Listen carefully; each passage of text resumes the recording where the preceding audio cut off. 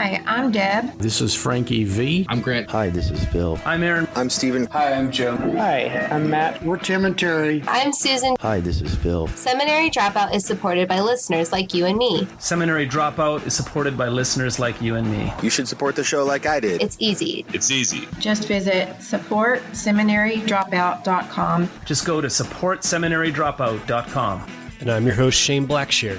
Interviews with leading Christian authors, leaders, and thinkers. Let's go. My guest, Michelle Reyes, is the Vice President of the Asian American Christian Collaborative and Co-Executive Director of POX. She's also the Scholar in Residence at Hope Community Church, a minority-led multicultural church in Austin, Texas, where her husband Aaron serves as lead pastor. Michelle's work on faith, justice, and culture have been featured at Christianity Today, the Gospel Coalition, Missio Alliance, Faithfully Magazine, and more. Michelle and Aaron live in Austin with their 2 children. Michelle, my friend, welcome to the show. Hey, Shane. Good to be chatting with you today. You too. So the new book is called, I'm going to hold it up here, Becoming All Things, How Small Changes Lead to Lasting Connections Across Cultures. Michelle, you grew up in South Carolina, is that right? So I was born in South Carolina and born right outside of an Air Force base. My dad was a captain in the Air Force, but when I turned 2, he switched to commercial flying, and we moved to Minnesota, where he became a pilot for Delta. And so I actually grew up, my first memories really are of Minnesota, and that's where I grew up. And part of your story is that you have ethnic roots in India. Yeah. So my mom is 100% ethnically Indian, but she wasn't born in India. She was born and raised in Uganda, Africa. And her great-great-grandparents were brought there as forced laborers by the British Empire to build the railroads. And so, as these things go, they stayed long enough to have families and settle down. And so she was born in an Indian village in Uganda, Africa, and grew up there, learning English, Swahili, Gujarati, Hindi, sort of this microcosm of different peoples and languages in Uganda. And then her family had to flee during the 60s under President Idi Amin when he was waging a genocide against Indians and other minorities there. So they fled as refugees to England. My mom did go to college in India and eventually made her way to the United States. And that's where she met my dad. My dad is of British and German heritage. So he is your blonde-haired, blue-eyed, guy. And it's kind of special because my husband and I, we have 2 kids. Akash is almost 6 and Ava is 2. And our son looks just like me, dark brown skin, brown hair, brown eyes. And our little girl, Ava, has fair skin, blonde, curly hair, blue eyes. And so, the beauties of a multiracial family on the one hand, but then also secondly, it has been such an interesting part of my journey coming to grips with my multi-ethnic heritage and having both British and Indian heritage within me, because I hold the colonizer and the colonized histories, the oppressor and the oppressed within me. And I think God has uniquely put me at this intersection of majority minority worlds and how to understand how to speak to both, how to connect with both. And that's a lot of what I'm sharing in my book.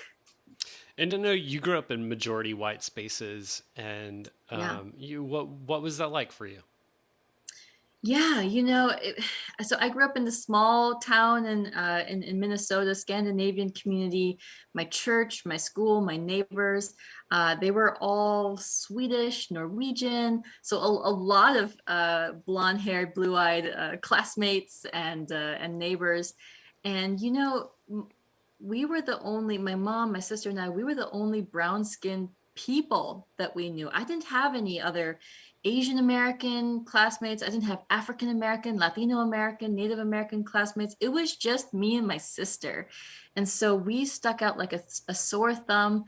For many of my classmates, we were the only minorities that they knew. And so quite simply, I didn't fit in. And not only that, but I experienced a lot of racial bullying as a kid, verbally and physically. That's part of my story. And, I think because of that, God cultivated within me a heart from a very young age to to understand how bullying is wrong and to want to stand up against the bullies of the world, because I know so personally what it's like to be bullied. But yeah, so I have all of those typical stories that you hear from other Asian Americans, Indian Americans, about like bringing that homemade Indian food to school and eating alone at the cafeteria because nobody wanted to sit by the girl with smelly, weird looking food, right? Like Indian food in the 90s was not yet a trend. Nobody knew what Indian food was. It wasn't cool. It wasn't part of the vegan fad, like none of that. But then, wearing Indian clothes and just all of it. And I knew I was different, but as a child, I just thought I was uncool. I just thought that maybe I wasn't as pretty as the other girls, or maybe I didn't have that cool sort of like way of talking or acting that my classmates had.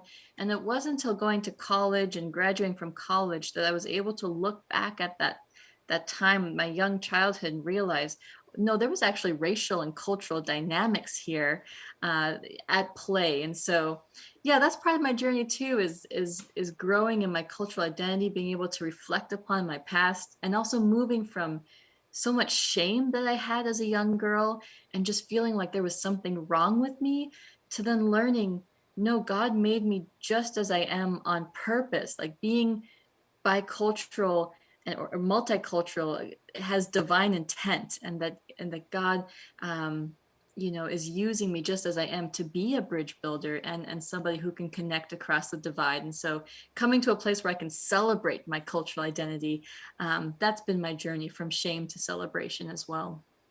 Were you a part of the church growing up? I was, yeah. We grew up in a Northern Baptist church, and so all the things like not clapping, clapping was not a thing, right? Yeah, but I grew up in the church. I have a very typical story of I think I was around 4 years old when I accepted Jesus into my heart in Sunday school. But my mom growing up, she grew up Hindu, and she converted to Christianity when she met my dad and married my dad.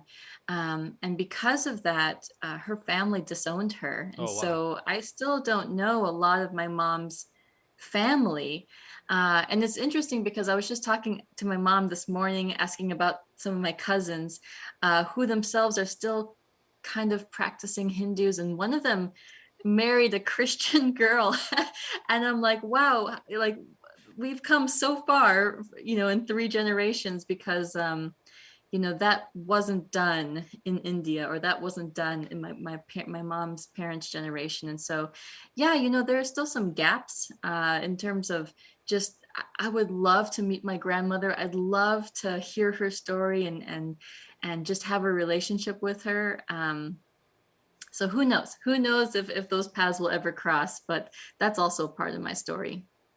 When I was reading the book, I was thinking about, I feel like there's so many white people who think like, I don't need to like read a whole book to get to know or get to talk to or make relationships with people from different ethnicities.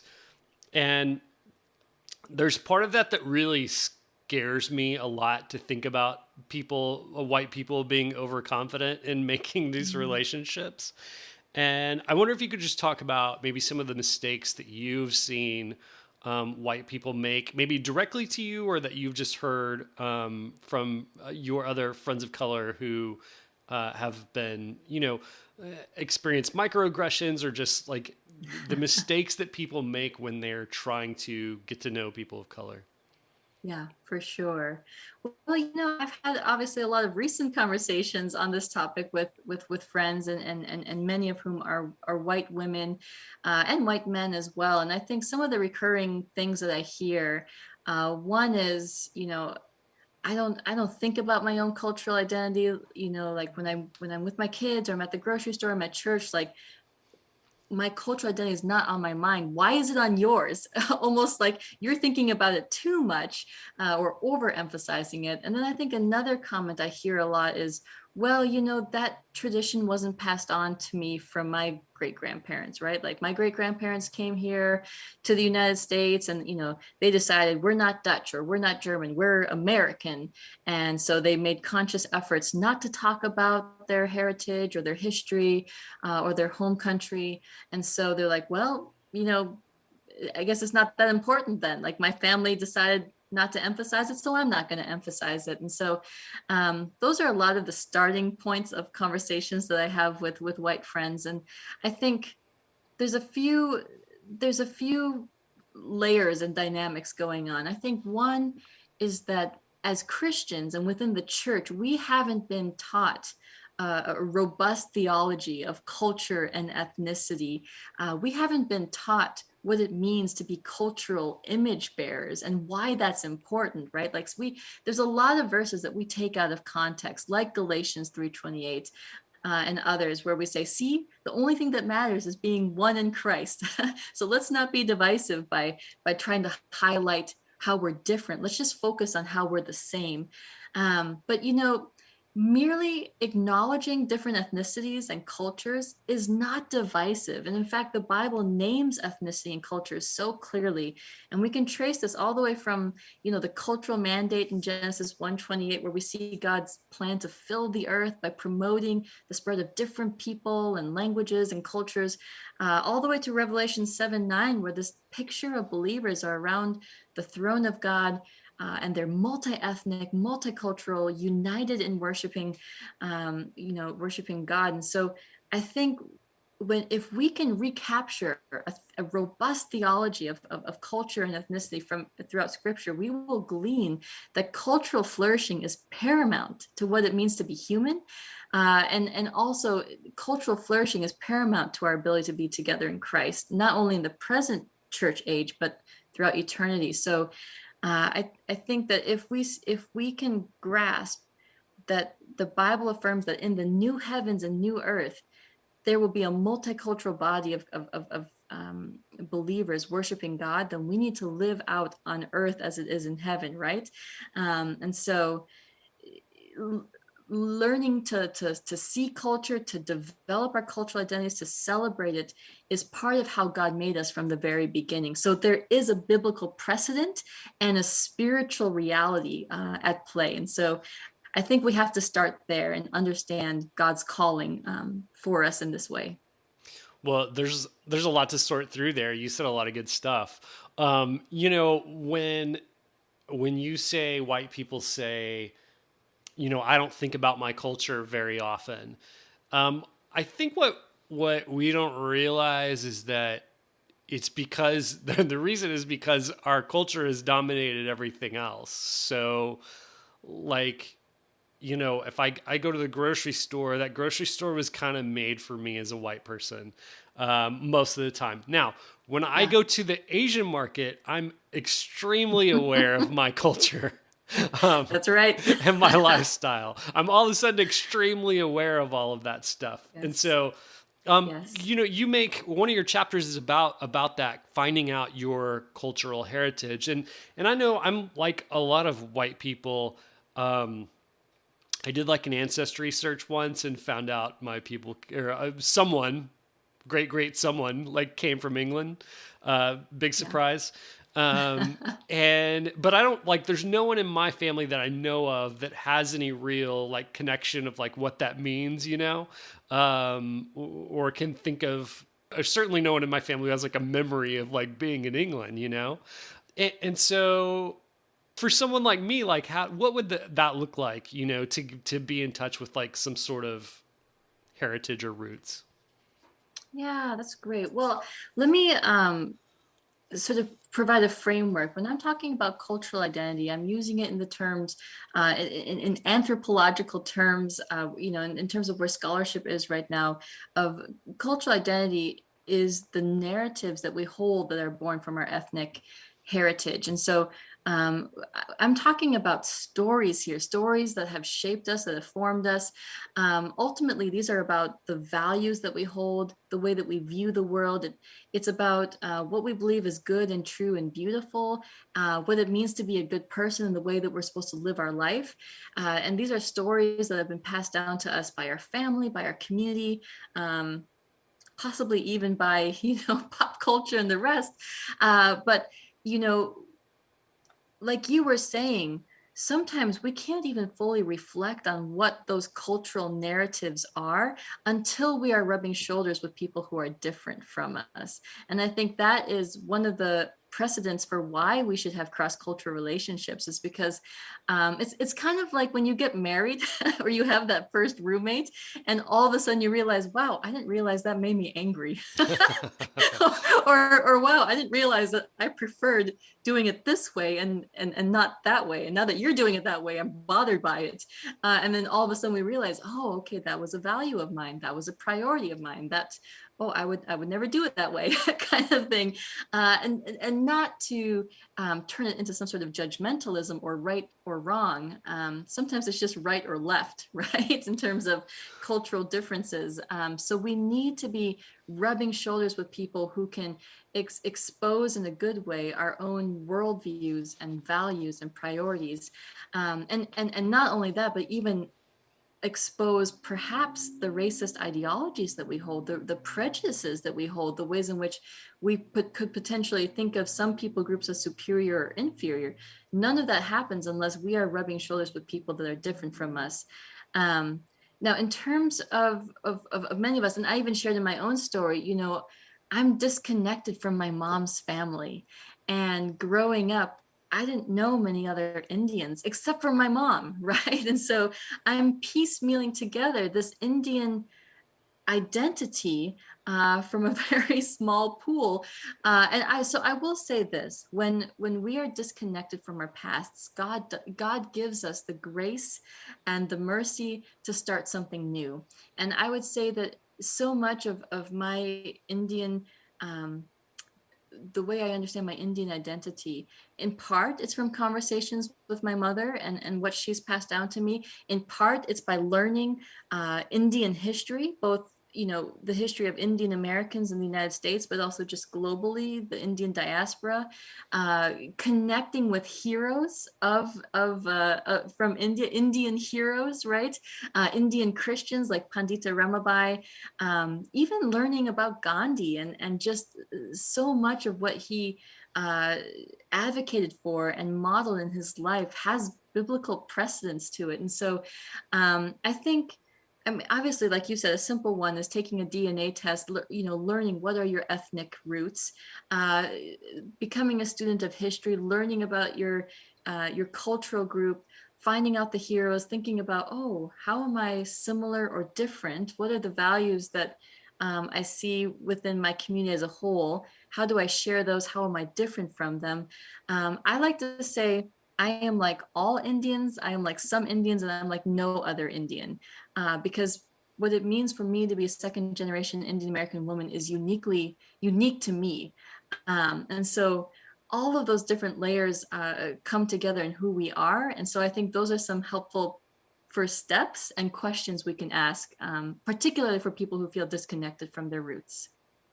Well, I think that you're pointing to something really important, which is we often see whatever our in-group is, like we see them as a bunch of individuals, but everyone not in that in-group, we see them as very much the same as a monolith, not as individuals. Yes.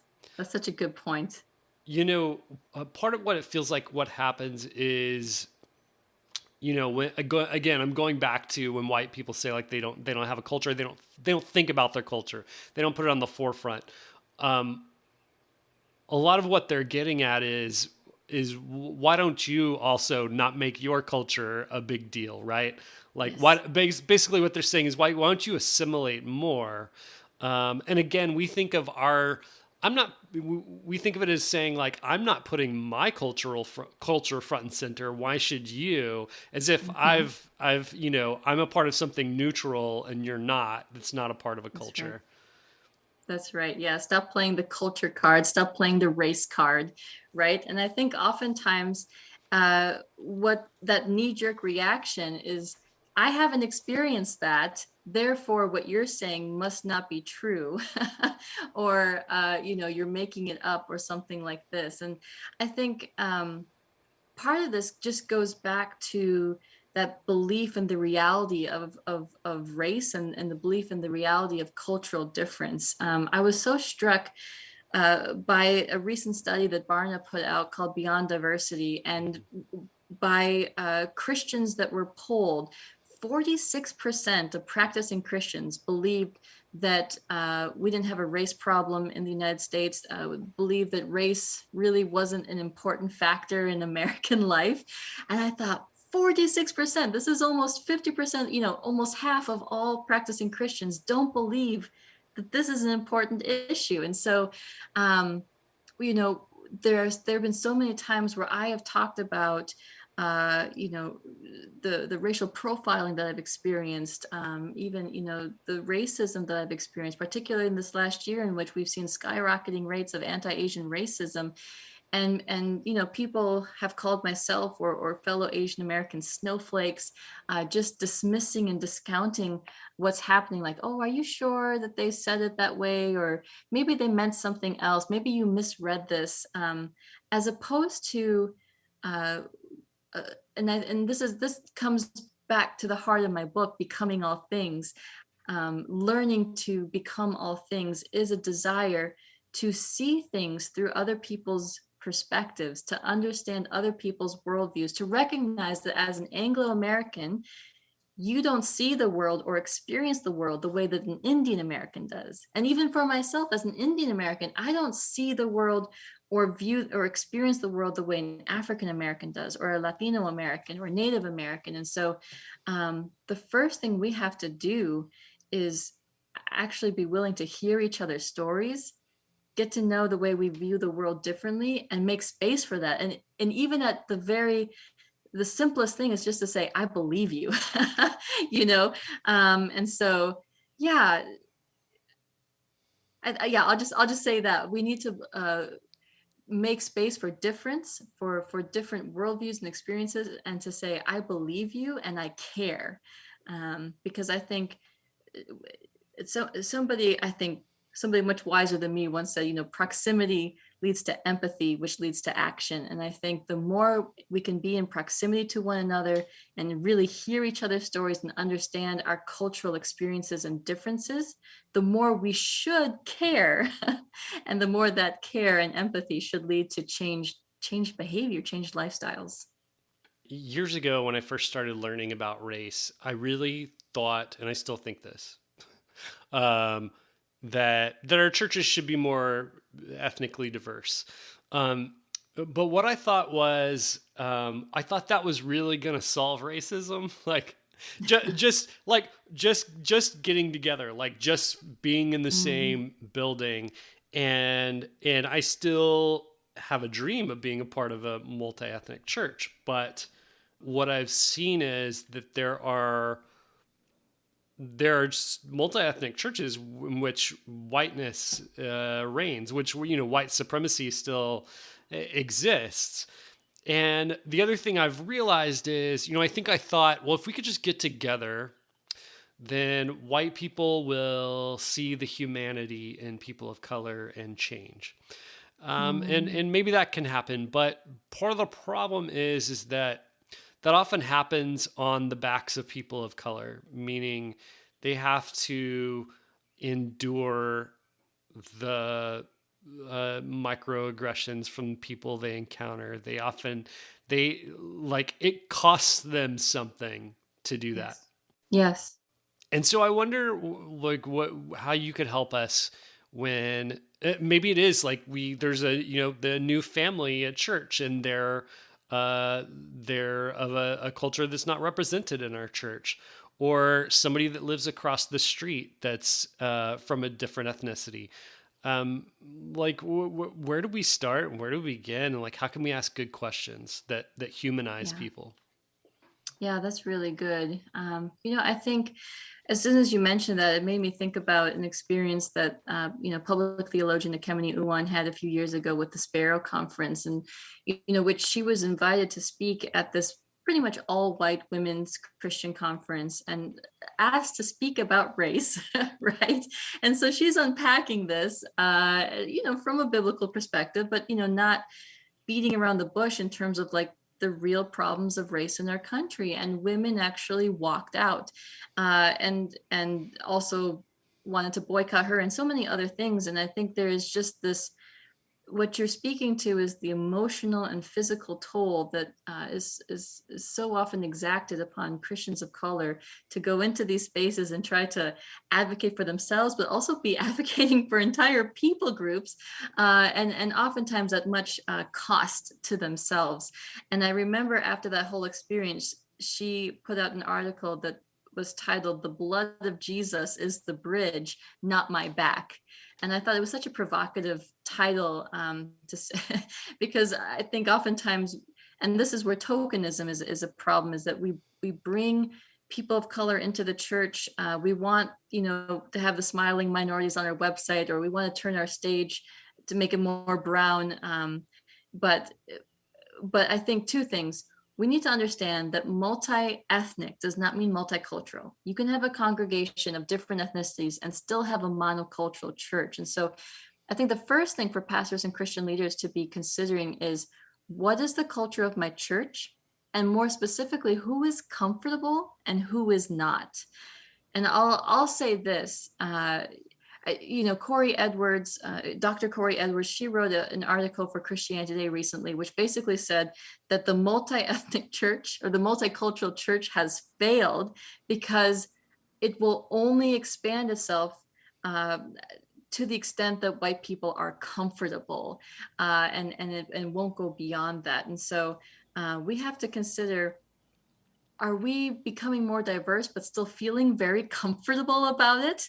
And if so, then we're probably not becoming as multicultural as we're hoping to be. And so I think second to that is the biblical precedent that we see in Acts chapter 6, in which you see the Jewish Christians caring for the people in Jerusalem, and the Hellenistic widows are being overlooked, right? And they realize, okay, if we want to care for all the people in our community, we need to hire Hellenistic Jews to oversee this, relief work. And what I love about that story is that there is a biblical precedent for hiring racially conscious Christians of color to direct strategy and decision making in the church, because this ensures that no one is overlooked and that the word of God spreads. That's what we see in Acts chapter 6. As soon as Hellenistic Jews, 7 deacons are brought in to oversee the care of Hellenistic widows, immediately the word of God spreads. And so, wherever your church is, think of your community, your congregation, and make sure that there are leaders of that community that represent the community, that know how to care for its own, because this is how we make sure everyone is cared for. This is how we begin to change the status quo, and this is how we strengthen our biblical witness. So there's a lot of good things there to talk about too. The story about Ekemini, I remember when that happened, and I think specifically what she said that set people off was talking about whiteness and how that's evil.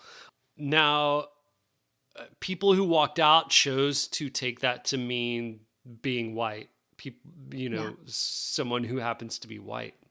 Yeah. And I think that illustrates something that's so necessary, which is for white people, when something strikes them as an objectionable, to take a breath, take a beat, and sit with it for a while.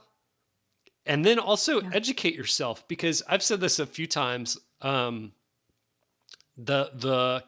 counterintuitive thing for me is, as I've decided to press into learning more about race, it's easier.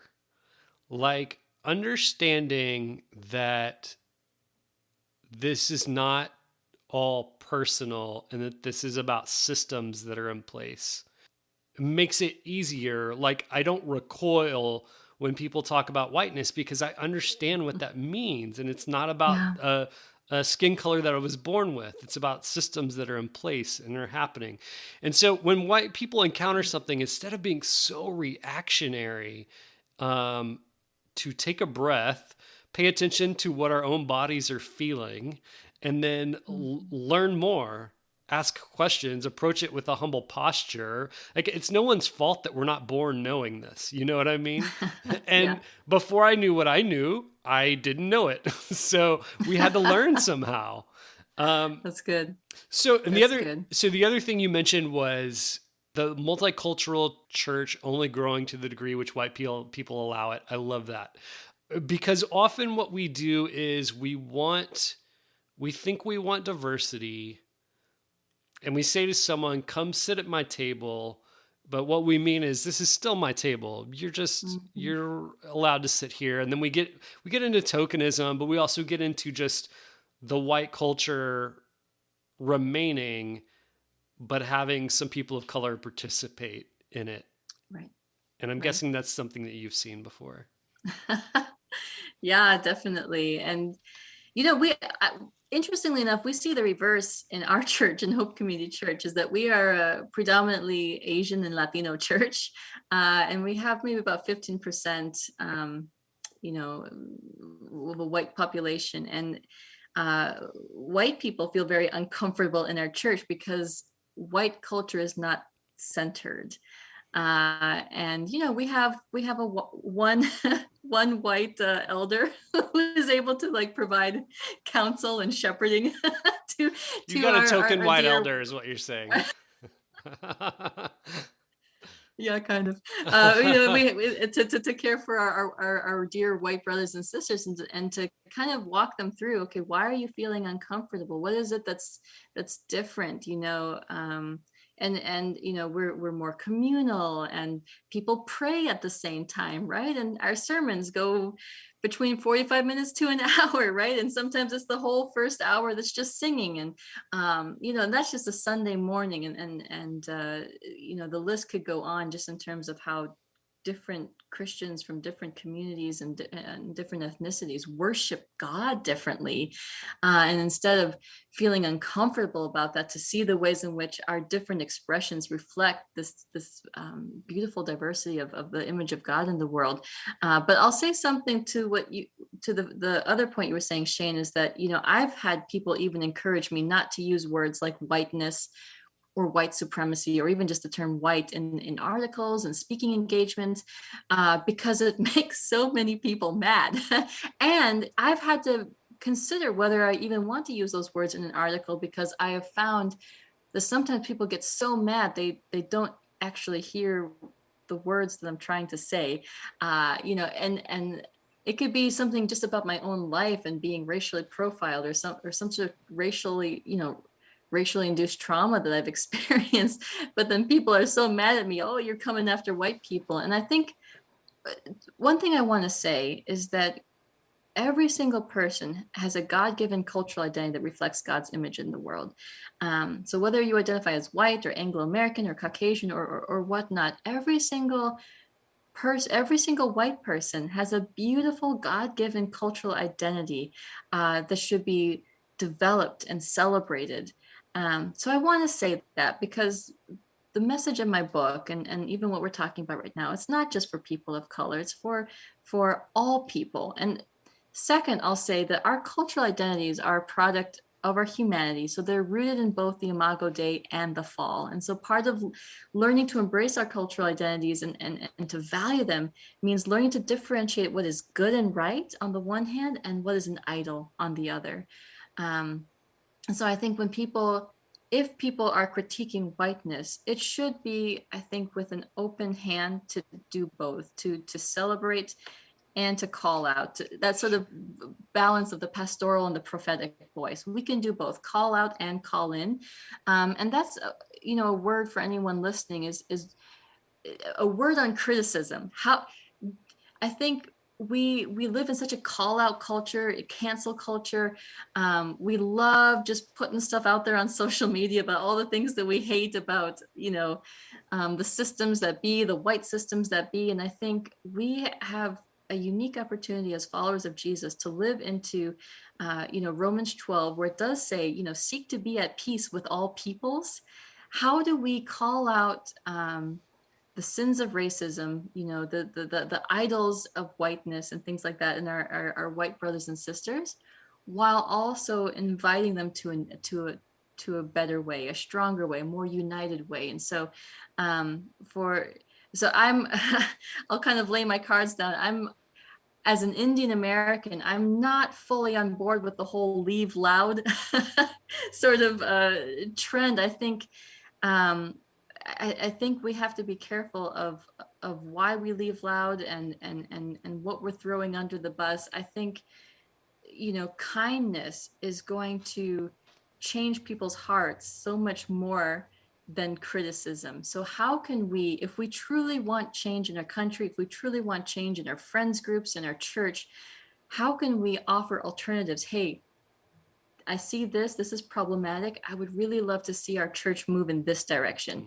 Hey, what you just said really hurt my feelings. I would really prefer it if you would talk about this topic in this way instead, and really give people the opportunity to grow before we throw in the towel and just, leave. That's such a good word, Michelle, because I think, there could be a debate about environments that aren't ideal. Should you leave them or should you work for change within? And I just think for everyone, that's going to be different in different contexts. I feel like sometimes, and I can even do this, when, I want people to leave certain kinds of churches to go to better churches. And part of that comes from the privilege of living in a really large, not really large, but, Austin, you and I both live in, where there's a really large population and a lot of kind of diverse kinds of churches.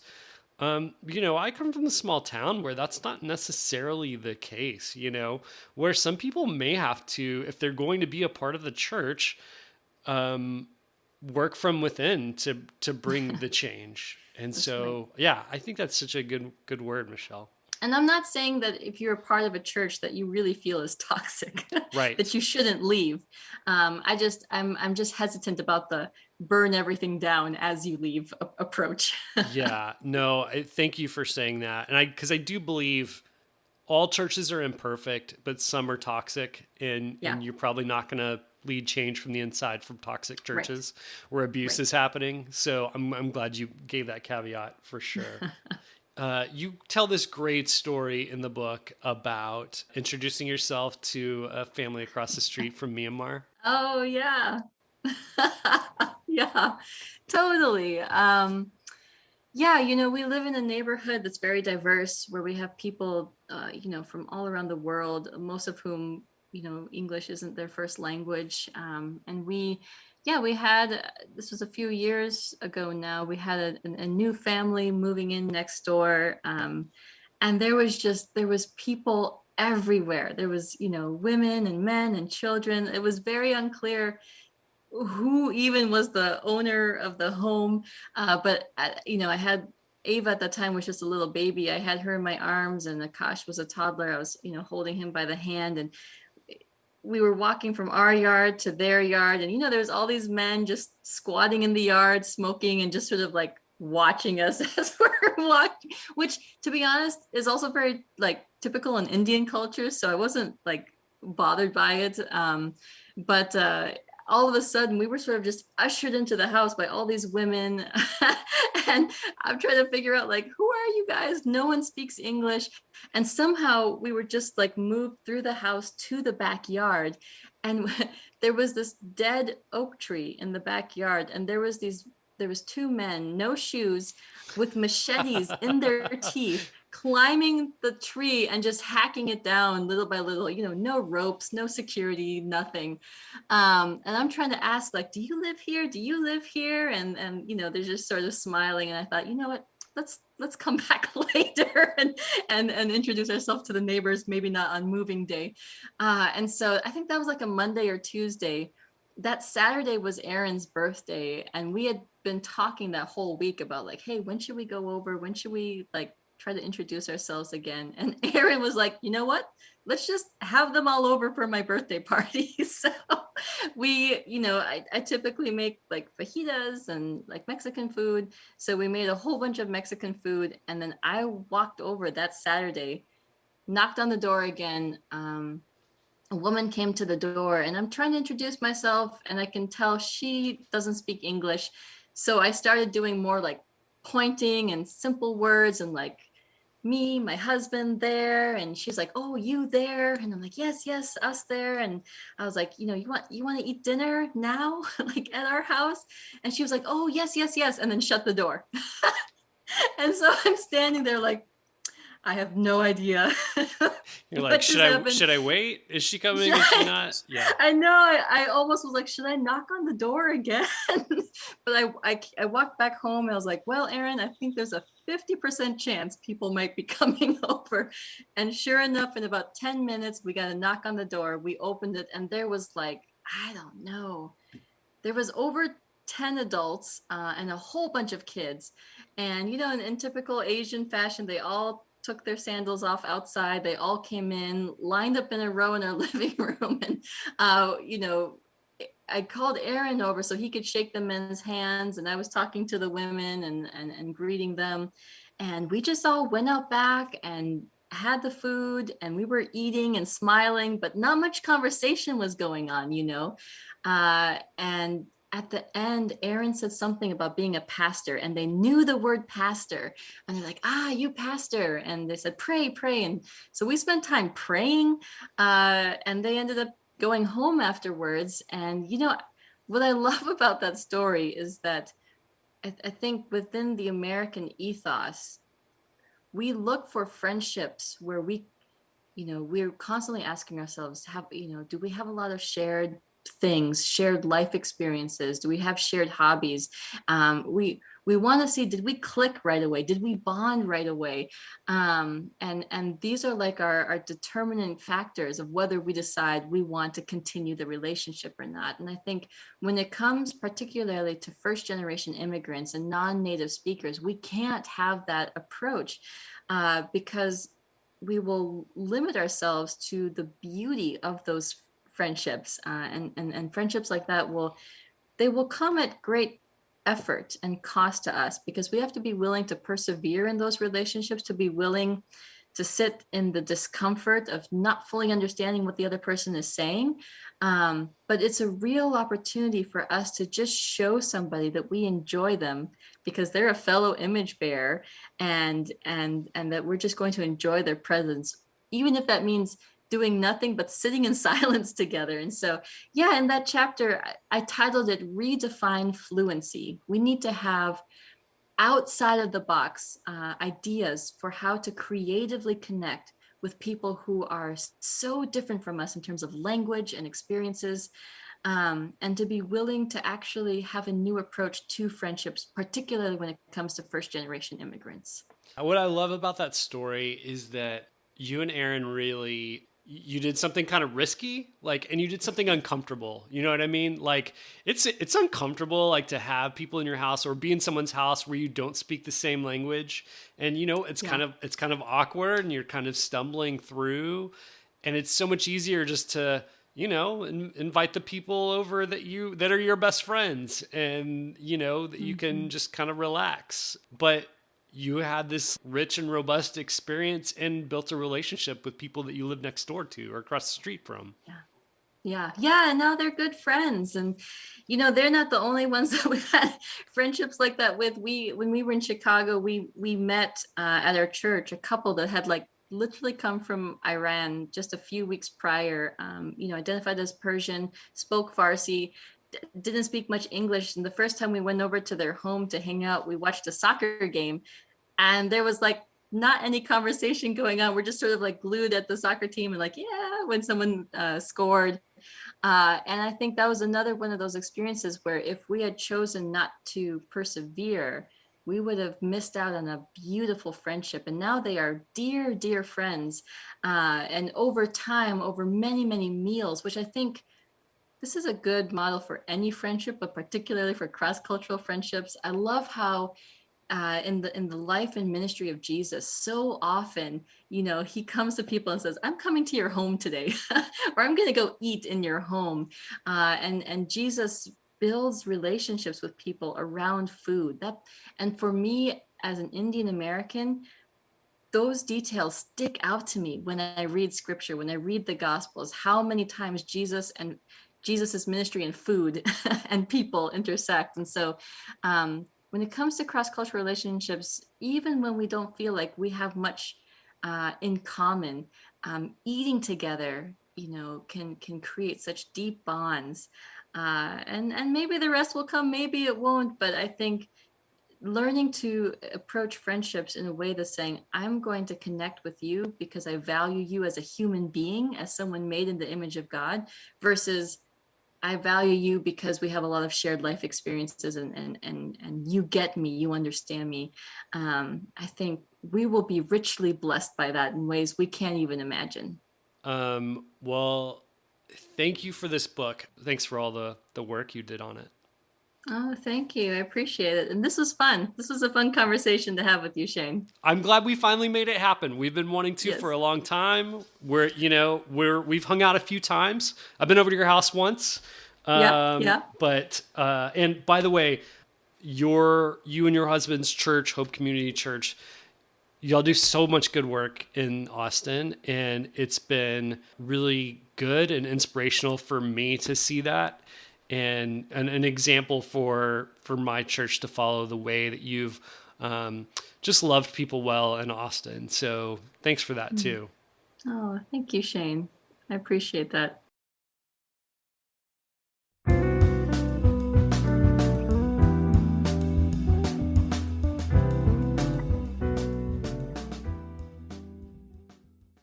Thanks for joining me for another episode of Seminary Dropout. Remember, you can find all the show notes for this show and all shows at shaneblackshear.com. Oh, and hey, have you ever thought about starting your very own podcast? I bet you have. And I think you should do it. In fact, I've created a course just for you to teach you everything that I've learned over the last couple of years producing Seminary Dropout. So if you're interested in podcasting and want to learn how, go check out my course. You can go there by typing in podcastingforeveryone.org.